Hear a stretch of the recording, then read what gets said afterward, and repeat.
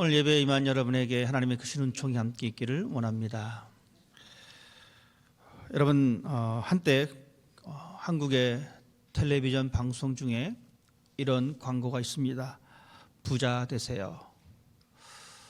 이 말이 참 한창 유행했던 적이 있습니다. 이 말을 듣고 싫어할 사람은 아무도 없습니다. 부자 되는 것 참 좋은 것입니다. 그러다 보니까 과거에는 이 숟가락에, 여러분 기억하십니까? 이 숟가락에 이 복자 써 있는 숟가락이 한참 유행했습니다. 심지어는 잘 때 베고 자는 이 베개에도 이 복자가 쓰여져 있는 것이 있었습니다. 온통 복입니다. 밥 먹을 때마다 이 복자를 보게 되어지고 잘 때 누울 때 복자를 보게 되어집니다. 참 복을 좋아하는 이 한국 민족 같습니다. 그런데 이 한국 민족뿐만이 아니라 다른 민족도 마찬가지인 것 같습니다. 복을 싫어하는 민족은 없는 것 같습니다. 그래서 우리가 새해 복 많이 받으세요라는 이야기도 하고요. 해피 뉴 이어 이것도 다 복 받으라라는 이야기입니다. 그러면 우리가 말하고 있는 이 복의 출처가 과연 어디인가? 복이 그냥 글자가 쓰여졌다라고 해서 그 복이 나의 것이 되는가? 글자가 없어진다고 복이 사라지는가? 여러분, 우리는 이 복의 출처를 정확히 알고 있어야 합니다. 참 감사한 것은 하나님께서 우리에게 그 해답을 주셨습니다. 복의 출처는 하나님이시다라고 분명히 말씀해 주고 있습니다. 구약 성경은 그래서 우리들에게 이렇게 기록해 주고 있습니다. 하나님께서 말씀입니다. 내가 생명과 복과 화를 내 앞에 두었다. 즉, 이 복을 두는 주체가 하나님이심을 분명히 말씀해 주고 있습니다. 여러분, 이 복에는 어떤 의미가 담겨져 있냐면 평안함입니다. 이 복에는 만족이라고 하는 이 의미가 담겨져 있습니다. 그러다 보니까 이 복을 우리가 생각했을 때는 내가 만족해하고 내가 평안해집니다. 그것으로 말미암아 내가 기쁨을 소유하게 된다는 사실입니다. 그런데 이 모든 것이 하나님께서 가지고 계시고 이 모든 것을 하나님께서 우리에게 주셨다라는 사실입니다. 그러하기 때문에 우리들은 하나님을 떠나서는 복이 없습니다. 하나님을 알지 못하는 사람들은 이 사실을 알지 못합니다. 하나님이 없어도 복 내가 누릴 수 있지. 하지만 하나님을 떠나서는 어디서도 복이 없습니다.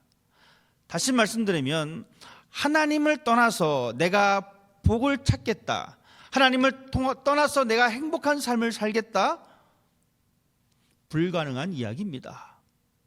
여러분, 우리는 이 사실을 믿고 있습니다. 그러하기에 우리들은 이곳에서 함께 하나님의 이름 앞에 모여서 예배를 드립니다. 복이 변했습니다. 여러분, 구약 성경을 읽으시고 신약 성경을 읽다 보면 이 복이 변한 것을 발견하게 되어집니다. 구약 성경에서 말하고 있는 이 복은 물질과 세상 중심의 복입니다. 즉, 세상 사람들이 추구하고 있는 이 복이 바로 구약에서 이야기하고 있는 이 복의 개념입니다. 즉, 구약에서의 복은 재물이 많은 것이 복입니다. 장수하는 것이 복입니다. 그런데 이것이 시대가 흘러서 신약으로 넘어가게 되어지면 신약에는 물질과 세상의 복이 중심이 아니라 변합니다. 정신과 영적인 복을 강조하게 되어집니다. 그래서 구약에는 계속해서 재물과 장수를 이야기하지만 신약에서는 내 영혼이 잘됨 같이 범사가 잘 된다라고 이야기합니다. 이렇게 바뀔 수밖에 없었던 것은 그때 당시의 사람들의 모습입니다. 고대인들은 영적인 세계를 잘 알지 못했습니다. 그러다 보니까 복이라고 하면은 당장 내 손에 보이는 재물입니다. 그리고 내가 오래 사는 것입니다. 사람의 이성이 발달함으로 말미암아 이 복의 개념이 그렇게 바뀌게 되어집니다. 성경은 구약에 합당하게 그 시대에 맞게끔 그 복을 이야기하고 있고, 신약 시대에 합당하게 또한 우리들에게 그 복을 말씀해 주고 있습니다. 오늘 하나님 말씀에도 분명히 하나님께서는 복을 받을 사람에 대해서 말씀해 주고 있습니다. 복을 받을 수 있는 사람이 어떤 사람인가? 성경은 기록해 주고 있습니다. 여호와를 경외하며 그의 계명을 크게 즐거워하는 사람은 복이 있다라고 말씀해 주고 있습니다. 하나님을 경외하는 것입니다. 이 경외함, 하나님을 두려워함. 여러분은 하나님을 두려워하십니까? 이 두려움은 경외함입니다. 심판이 무서워서 두려워하는 그 두려움이 아니라 하나님을 존경하는 그 두려움입니다. 쉽게 말씀드리면 이렇습니다. 부모와 자식 간의 관계입니다. 자녀들이 부모님을 경외합니다. 자녀들이 부모님을 두려워합니다. 폭력적인 부모님으로 인하여 두려워하는 것이 아니라 사랑으로 다가오시는 그 부모님을 두려워하는 것입니다. 여러분, 이 모습입니다. 우리가 하나님을 두려워한다는 것은 내가 하나님 앞에서 그러한 존경심을 내가 가지고 있느냐, 있지 않느냐. 우리가 하나님을 예배합니다. 예배할 때 우리가 가져야 할 마음은 두려움입니다. 즉 하나님에 대한 존경심입니다. 이 마음을 가지고 우리는 예배합니다. 또한 우리는 그 하나님의 말씀을 즐거워합니다. 즐겁다라고 하는 이 단어가 가지고 있는 이 의미는 이렇습니다. 이성을 바라보는 눈길입니다. 남자가 여자를 바라보면서 즐거운 마음, 느낄 수 있는 감정, 반대로 여자가 남자를 바라보면서 설레는 그 감정, 이것이 바로 즐거움이라고 하는 이 감정입니다. 여러분, 우리가 드려지는 예배의 모습이 바로 그러한 모습입니다. 하나님 앞에 드려진 예배가 설렘과 기대를 가지고 있는 그 모습, 이 모습을 성경 말합니다. 복받을 사람이다 라고 말씀해 주고 있습니다. 또한 성경은 이야기하기를 정직하게 살아가며 은혜를 베풀어 주는 사람이다. 즉 하나님 모시기에 합당한 삶의 모습이고, 이 정직은 왕에게 주어진 이 법을 그대로 지키는 그 모습입니다. 이 모습 가지고 살아가는 사람, 또한 그 사람이 하나님의 은혜를 베풀어 주는 사람, 즉 필요한 사람들에게 하나님의 은혜를 나누어 주는 것, 바로 이것이 바로 복받는 사람이다라고 성경은 이야기해 주고 있습니다. 참 재미있는 보고가 있습니다. 여러분, 우리가 행복 지수를 이야기할 때에 두 가지를 이야기합니다. 인간 개발 지수를 이야기하고요, 지구촌 행복 지수를 이야기합니다. 인간 개발 행복 지수는 어떻게 우리가 평가하게 되어지냐면 그 나라가 얼마만큼 교육 수준을 가지고 있는지, 또한 그 나라가 얼마만큼 장수하는지, 그 나라 국민이 얼마만큼 버는지, 이것에 따라서 그 나라의 행복 지수를 평가하게 되어집니다. 그런데 이 결과는 이렇습니다.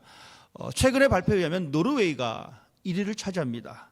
그리고 그 뒤를 이어서 스위스와 아일랜드, 핀란드, 즉 북유럽 쪽의 지역이 그 나라의 행복 지수가 높습니다.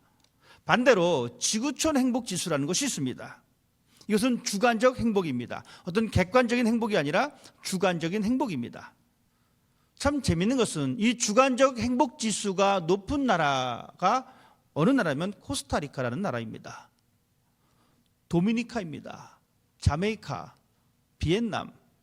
여러분, 이 나라들이 주관적 행복 지수가 높습니다. 그런데 참 재미있는 것은 이런 인간 개발 지수, 즉 외부적인 행복으로 말미암아 행복한 나라들이 주관적 행복 지수에서 하위권을 차지한다는 겁니다. 쉽게 말씀드리면 주어진 환경으로 말미암아 행복함을 누리는 사람들은 실질적으로 자기 자신들은 그닥 행복하다라고 생각하지 못하고 있다는 겁니다. 즉 행복은 어떤 많이 가진 것, 많이 배운 것, 힘이 많은 것, 이것에서 행복이 나오지 않는다는 겁니다. 오히려 행복은 그런 것이 아니라 다른 것에 있다는 것이죠. 자, 그러면 우리는 오늘 말씀을 통해서 하나님께서 우리 앞에 어떤 삶을 살면은 그러한 행복이 우리 삶에 있을까라고 하는 것에 대해서 우리에게 말씀해 주고 있습니다. 하나님은 우리에게 계명을 즐거워하는 사람이 행복한 사람이다, 그 사람이 복이 있는 사람이다 라고 말씀해 주고 있습니다. 성경을 읽기만 해도 즐거운 사람이 있습니다. 이것을 우리가 잠시 다른 주제로 말씀드리면, 내가 좋아하는 주제가 있다는 것이죠. 내가 좋아하는 것이 있을 때 우리는 흥미를 느낍니다. 재미를 느낍니다. 그 일을 하게 되어지면 우리는 피곤하지가 않습니다. 그런데 반면에 내가 하기 싫은 일을 하게 되어지면 뭔지 모르게 피곤합니다.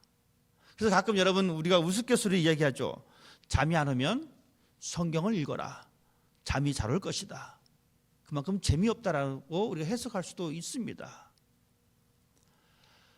우리가 하나님 앞에 예배드릴 때도 마찬가지입니다. 우리가 신앙생활 할 때도 마찬가지입니다. 우리의 마음속에 즐거움이 사라지게 되어지면 이 한 시간이 정말 지루합니다.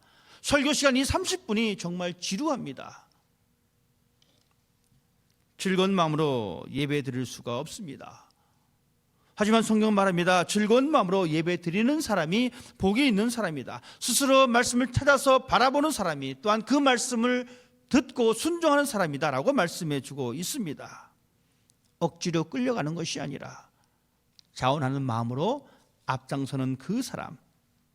낚시를 좋아하시는 분들이 계십니다. 그분들의 이야기는 그렇습니다. 그냥 낚싯대 툭 던져놓고 그 낚싯대 보는 것만으로도 즐겁대요. 여러분, 그게 이해가 되십니까? 낚시를 좋아하지 않는 분들은 결단코 이해할 수가 없습니다. 하지만 낚시를 좋아하시는 분들은 낚싯대를 던져놓고 그것을 바라만 봐도 즐겁다는 것입니다.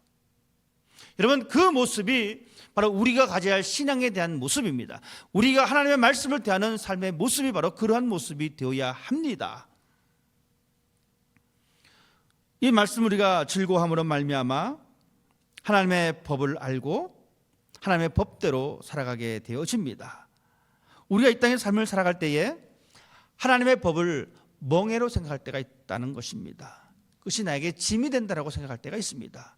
그러다 보니까 우리가 이 말씀이 힘이 듭니다. 이 말씀을 즐거워하지 않습니다. 하지만 우리가 분명히 기억해야 될 것은 하나님의 말씀을 우리가 즐거이 바라봄으로 말미암아 하나님을 더욱더 따라갈 수 있다는 것이죠.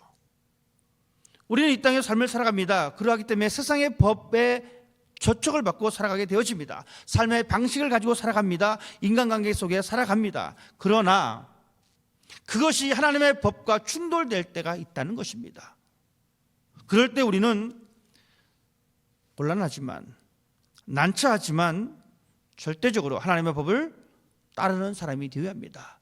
그 삶은 우리가 하나님의 말씀을 즐거워할 때에 하나님의 법을 즐거워하는 그 모습을 가질 때에 우리는 하나님의 법을 따라가는 사람이 되어집니다.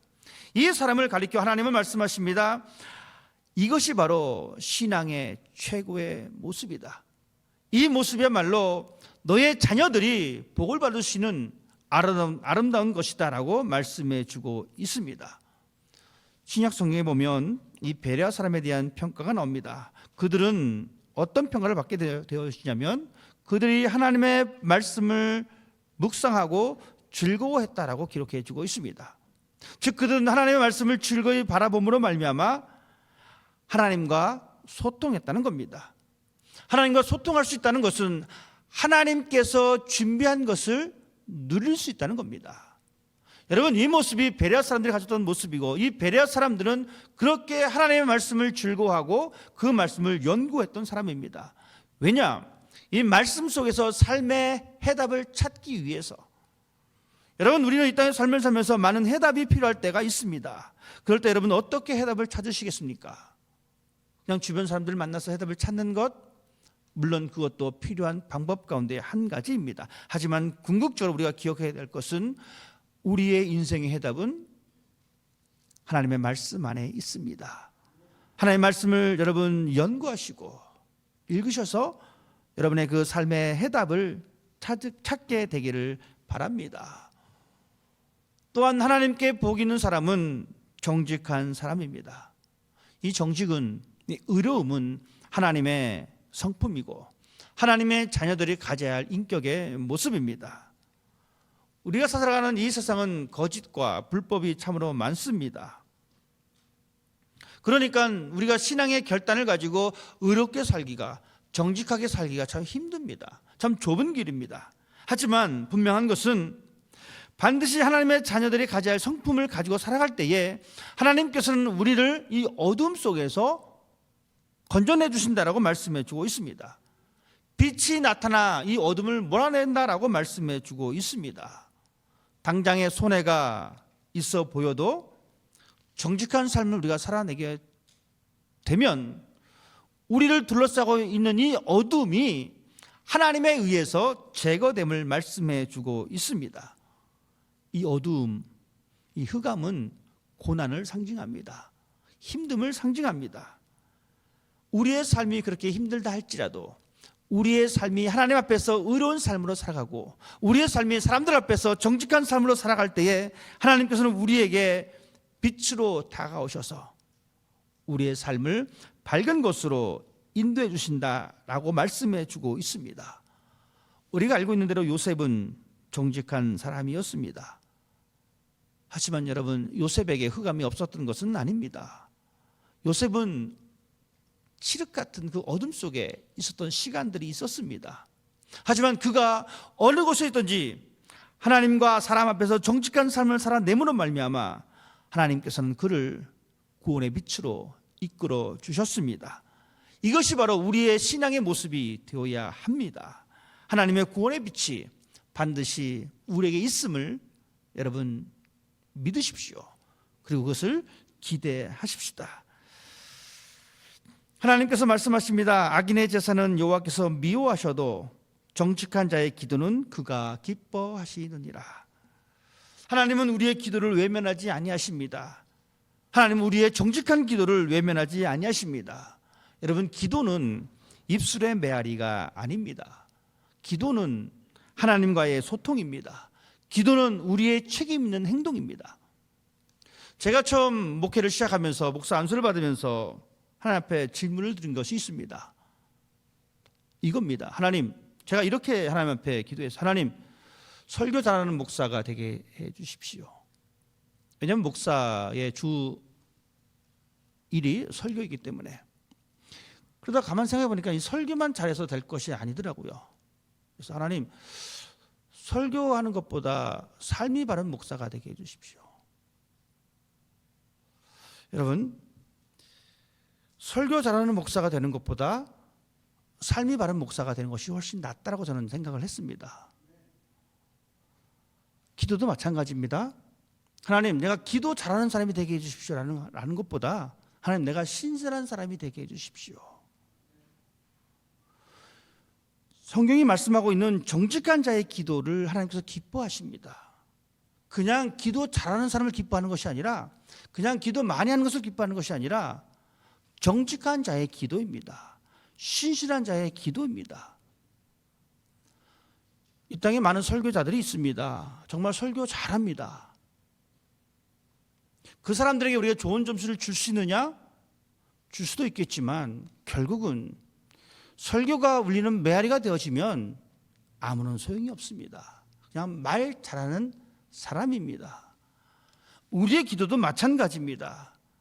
하나님께서 기뻐하시는 기도, 하나님께로부터 응답받는 기도, 하나님께서 외면하지 않은 기도는 정직한 자의 기도입니다. 의로운 자의 기도입니다. 우리 하나님은 우리의 기도에 응답하십니다. 우리는 그것을 믿고 있습니다. 그렇다면 나의 기도가 하나님 앞에 응답되어지기 위해서는 우리는 의로운 그 삶을 살아가는 사람이 되어야 합니다. 정직한 사람의 기도는 그 기도의 힘으로 말미암아 어둠 속에서 빛이 나게 되어집니다. 왜냐하면 우리 안에 그리스도 예수가 있기 때문에 그렇습니다. 그렇기 때문에 우리들은 이 세상에서 실패자로 남아있는 것이 아니라 승리자로 나아갈 수가 있습니다. 예수님께서 승리하셨습니다. 예수님께서 이 두려움을 몰아내 주셨습니다.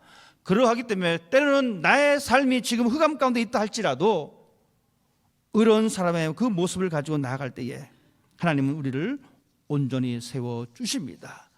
이것이 바로 하나님의 복을 받을 수 있는 희하심을 여러분 기억하십시다. 씨앗을 땅에 심지 아니하고 열매를 맺으려고 하는 사람은 어리석은 사람입니다.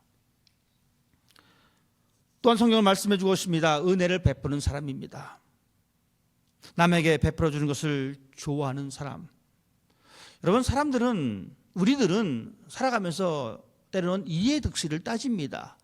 이만큼 하면 내가 이만큼 얻을 것이고 이만큼 했는데 손해가 됐다?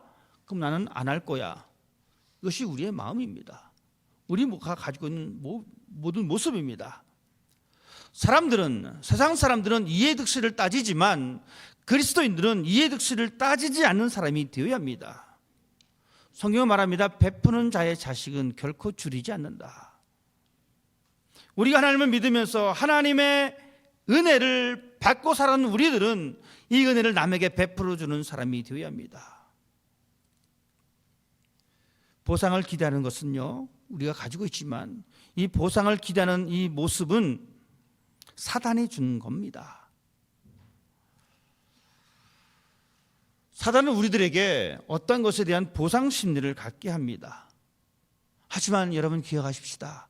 우리는 이 사탄의 유혹에 거슬리고 살아가는 사람입니다. 이 모습이 우리의 모습이 되어야 합니다. 이것이 그리스도인의 모습이 되어야 합니다. 그러할 때에 성경이 말하고 있는 이 복의 모든 것들을 우리가 누리게 되어지고 우리의 자녀들이 이 복을 누릴 수가 있게 되어집니다. 우리가 흔히들 하는 이야기가 있습니다. 노블리스 오블리제. 무슨 말입니까? 사회 고위층에게 더 많은 도덕심을 요구하는 겁니다. 그래서 실제로 로마 시대에는 왕과 귀족들에게는 이 모습들을 기대했습니다. 그래서 이 귀족들은 봉사가 기부하는 것이 그들의 의무이고 저들의 명예로 생각합니다. 그래 우리가 쉽게 얘기하는 한국 고위 공직자들의 자녀들이 군대를 안 가려고 막 하는데 외국의 영국의 왕자는 군대를 가고 하는 이 모든 것들. 여러분, 이 노블리스 오블리제가 이 귀족들에게만 요구되어지는 것이 아니라 바로 그리스도인들에게 요구되어지는 상황이 되어야 합니다. 그리스도인들에게 더 많이 은혜를 베풀며 살아가는 그 모습이 우리에게 있어야만 된다는 사실입니다. 움켜잡으려고만 하는 것이 아니라 베풀며 나눠주는 그 모습, 이것이 바로 하나님의 원리입니다. 세상의 원리로 살아가는 사람이 아닙니다. 우리가 가야 할 하나님 나라가 있기 때문에 하나님의 원리를 가지고 살아가는 사람이 되어야 합니다. 이 하나님의 원리는 바로 우리를 위해서 독생자 예수 그리스도를 주셨습니다. 여러분, 우리는 이 원리를 가지고 있기 때문에 우리는 하나님께서 우리에게 주신 그 은혜를 나누면서 살아가는 사람이 되어야 합니다. 오늘 시편 말씀은 우리들에게 복을 받을 수 있는 것에 대해서 말씀해 주고 있습니다. 이 복을 우리가 누리는 것뿐만 아니라 우리의 자녀들이 이 복을 누릴 수가 있습니다. 그러려면 우리는 이 복의 씨앗을 심는 사람이 되어야 합니다. 하나님의 말씀을 즐거워하고 기뻐하십시다. 그리고 하나님께서 우리에게 주신 그 의로운 삶을 살아내십시다. 그리고 우리에게 베풀어 주신 그 은혜를 함께 나누면서 살아가십시다. 여러분, 이 모습은요, 하나님의 말씀에 집중하는 사람의 모습입니다. 하나님의 말씀을 즐거워할 때에 하나님의 마음을 우리가 알게 되어지고 그것을 실천할 수가 있게 되어집니다. 그래서 시편은 우리에게 그렇게 말씀해 주고 있습니다. 복 있는 사람은 여호와의 율법을 즐거워하며 그 율법을 주야로 묵상하는 사람입니다. 여러분의 삶을 한번 뒤돌아보십시다. 우리의 삶을 한번 뒤돌아보십시다. 나는 얼마만큼 하나님의 말씀을 듣고 행하는 것에 기쁨이 있는가? 내 삶이 하나님과 사람들 앞에서 정직하게 살아가고 있는가? 나는 어떤 대가를 기대하지 않고 사랑을 베풀면서 내가 지금 살아가고 있는가? 그런 사람이 복이 있습니다. 자녀들이 땅에서 부강할 것이며 후손들이 복을 받게 될 것이다라고 하나님은 우리에게 분명히 말씀해 주고 있습니다. 우리가 행하고 있는 이 신앙의 모든 믿음의 행위들이 복의 씨앗이 될 수 있음을 여러분 기억하십시다. 오늘 우리에게 주신 하나님의 말씀입니다. 할렐루야, 복되어라. 야훼를 경외하며 그의 계명을 좋아하는 사람, 그의 자손은 세상의 영도자가 되고 정직한 후에의 축복을 받으리라. 그의 집에는 부귀영화가 깃들이고 그의 의로운 행실은 영원히 기억되리라. 이 말씀이 저와 여러분의 말씀이 되시기를 주님의 이름으로 축원드립니다. 기도하겠습니다.